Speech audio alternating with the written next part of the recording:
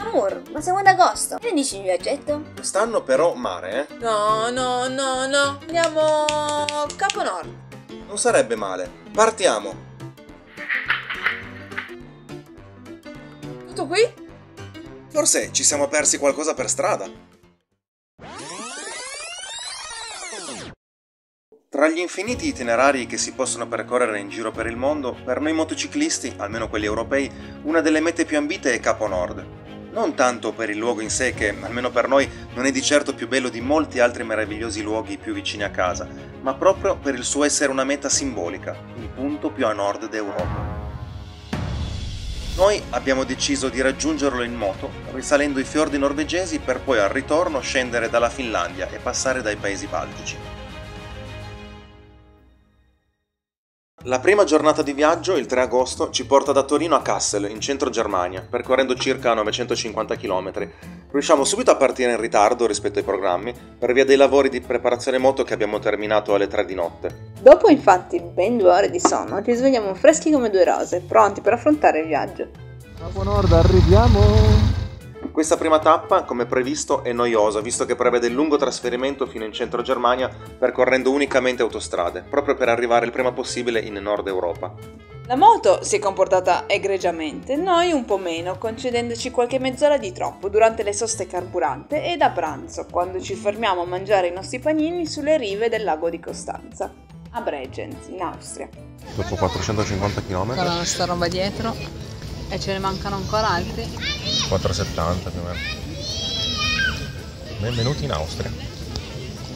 Durante la giornata attraversiamo molti nuvoloni neri e forti raffiche di vento che per fortuna però ci lasciano asciutti, almeno per oggi. Proseguiamo lungo la noiosa autostrada e ad un certo punto quasi perdiamo la sacca stagna bianca, quella piena di cibo. Ma per fortuna la cena è salva. Dopo una bella dormita ed una veloce colazione sfruttando le magiche scorte di cibo della sacca bianca, siamo pronti per ripartire. Anche la seconda giornata di viaggio sarà noiosa, perché abbiamo in programma di continuare la lunga risalita del centro Europa per arrivare già questa sera ad imbarcarci per la Norvegia, partendo da Hirtshals, in Danimarca. Oggi ci attendono altri 850 km circa, e per darci una mano nel percorrerli partiamo subito con un bel ritardo, lasciando la camera praticamente verso le 10. Il sonno ci ha fatto brutti scherzi. Per fortuna, una volta entrati in Danimarca, le strade risultano scorrevoli e riusciamo ad arrivare al porto alle 19:20, ad imbarco già iniziato. Saliti a bordo, ci viene indicato dove parcheggiare Benny e qui la prima sorpresa con l'ancoraggio moto in stile fai da te. In Italia siamo abituati all'equipaggio di bordo, che assicura le moto con cinghie tiranti, ma qui no, qui ti devi arrangiare, utilizzando le corde che trovi appese alle pareti. Vacanze fai da te? Noldi tu?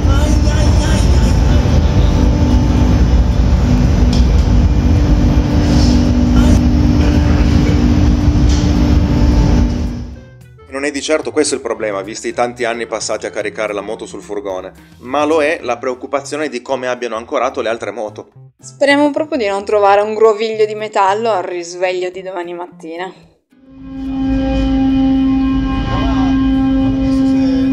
L'ingresso era qua, ma mi sembra fosse centrale. Un labirinto! Com'è? Un labirinto. Una volta a bordo ci impossessiamo delle nostre poltrone prenotate per la notte ed andiamo a cenare in uno dei locali della nave, per poi ascoltare con piacere in un'altra sala il concerto di 4 ragazzi norvegesi che hanno animato la serata. Incredibile, domani mattina non ci crediamo ma saremo veramente in Norvegia.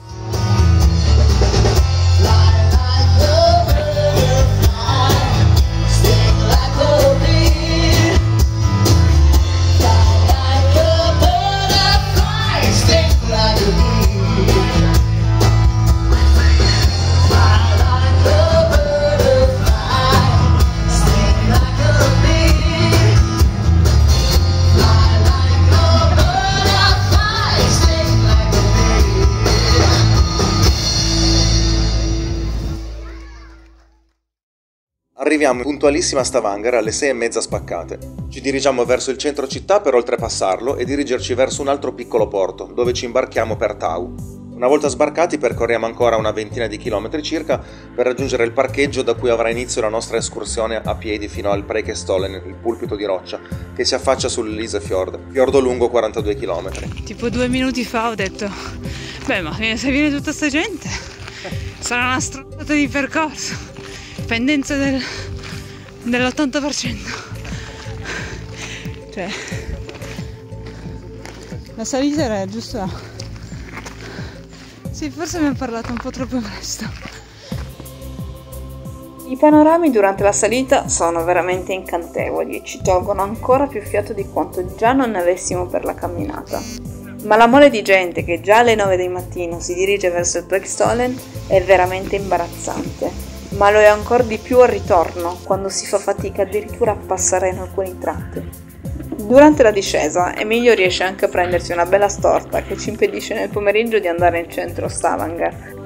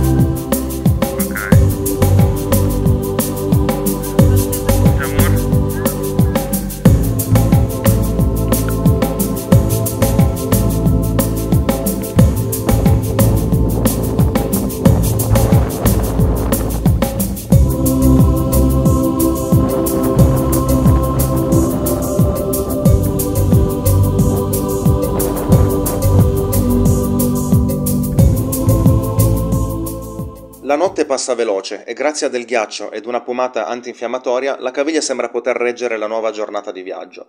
Decidiamo quindi di fare un veloce salto in centro Stavanger per recuperare la visita alle coloratissime case settecentesche in legno prima di partire per Bergen. Scemo.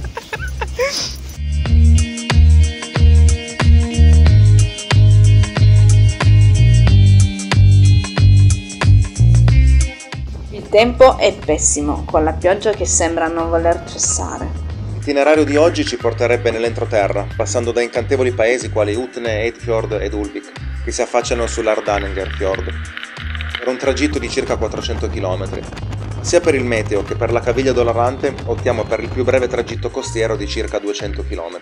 Sorprendente è la facilità con cui si sale a bordo dei traghetti, spesso senza alcuna cassa esterna, ma con il pagamento del biglietto direttamente a bordo, seduti comodamente ai tavoli del bar che ogni traghetto ha al suo interno. Passano infatti a batter cassa tra i tavoli uomini dell'equipaggio attrezzati con il loro postascambio. Avanti tutta! Pagare il carro serve! Posto in prima fila! Comodi, asciutti! Le molte pause a bordo dei traghetti sono ottime per pranzare e rifocillarsi. 3/4 d'ora di traghetto, ne approfittiamo per mangiare.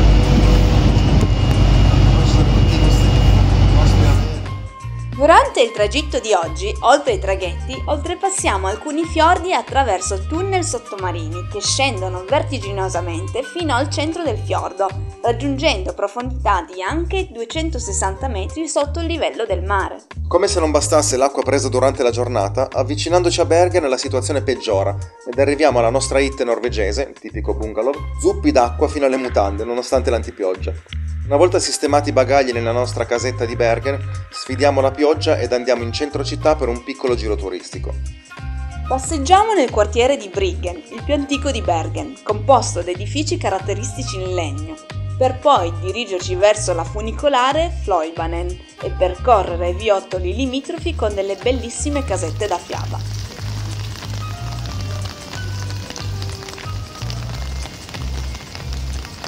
Di Bergen si cita sempre il famoso mercato del pesce, che però a nostro avviso non è degno di nota perché è ormai prettamente turistico. Meglio tralasciarlo e perdersi nei viottoli del centro e godere della città. Certo, senza il diluvio sarebbe tutto più piacevole. Rientriamo nella nostra hit e domani punteremo al Geirangerfjord.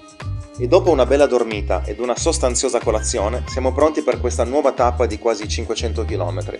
Una tappa impegnativa quella di oggi, ma che ci regalerà paesaggi incantevoli, come ogni giorno trascorso qui in Norvegia d'altronde. Oggi, infatti, andiamo ad ammirare il Sognefjorden, il secondo fiordo più lungo al mondo, 203 km. Lungo la strada ci imbattiamo in alcuni lavori in corso e scopriamo il curioso utilizzo civile della safety car qui in Norvegia, manco fossimo ad un GP. Prima tappa è nella città di Flam, sull'Aurlandsfjorden, che è un ramo di 29 km del fiordo principale. Prima di arrivarci ci imbattiamo in una meravigliosa cascata che non sappiamo come descrivere, quindi lasciamo parlare le immagini.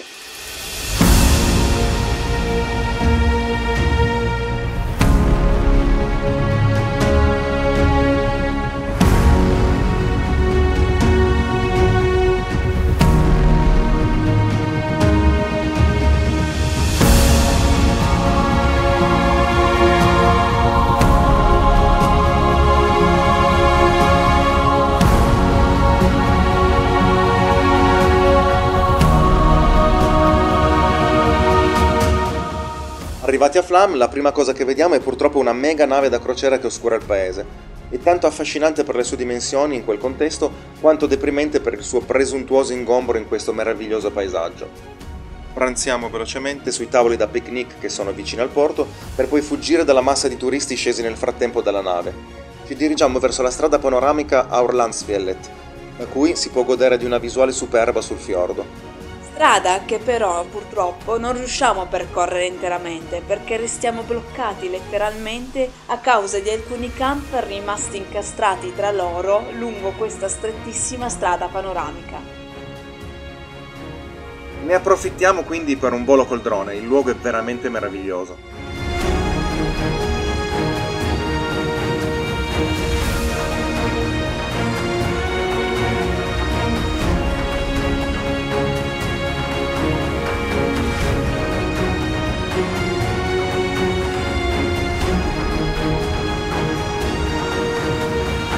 Torniamo quindi indietro e ci dirigiamo verso l'imbocco del tunnel stradale più lungo del mondo, 24,5 km, chiamato Lærdalstunnel. Ogni 5 km è presente un'area di sosta decisamente appariscente, illuminata infatti con colori a dir poco accesi.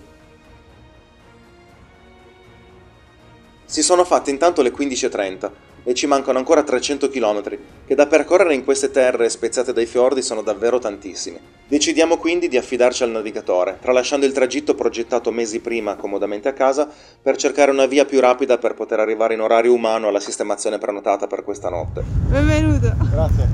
Ma possiamo stare qua sulla cabina? Penso di sì. Geirangerfjord.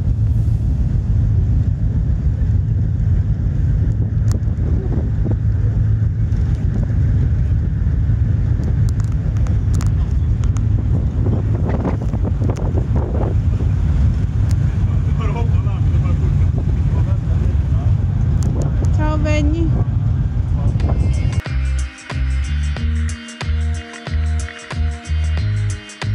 Lungo il percorso attraversiamo il ponte di Sonsdal che sorvoliamo anche con il drone.